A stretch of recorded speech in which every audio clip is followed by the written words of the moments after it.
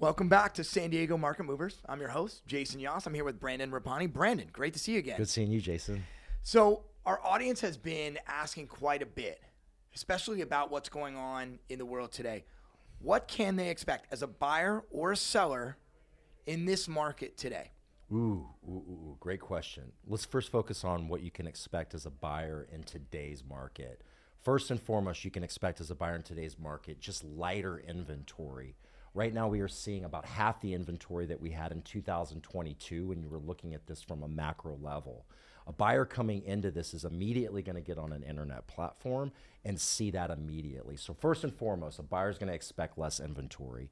What they will also seem to quickly realize is that sellers seem to have been or keeping their prices somewhat to what 21 and 22 levels were.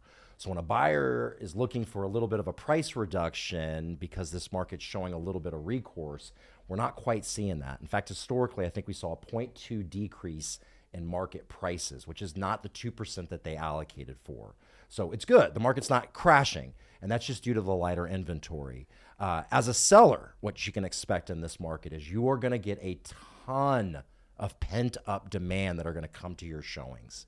You're going to get them booked. Your open house is going to be packed.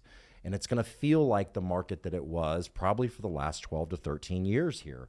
So as a seller, you can expect that instant pent-up demand to show that positivity. What we need as agents in today's market and what sellers need are offers, and that's commitment. And so where I'm seeing from a buyer standpoint, that commitment has pulled back because the rates are higher. And from a seller standpoint, they aren't committing to listing their house as much because those listings are cut in half from last year.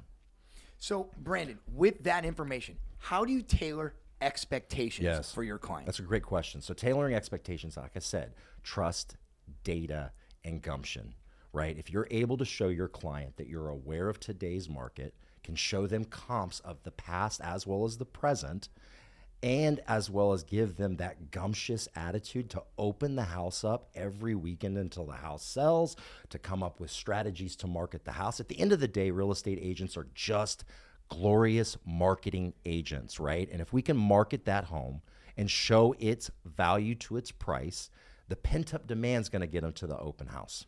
I love it. That's great feedback for our audience. I really think that information is going to help them for success. Everybody, Brandon, thanks for being here. Sure. Everybody else, thank you so much for being here as well, and we'll see you next week.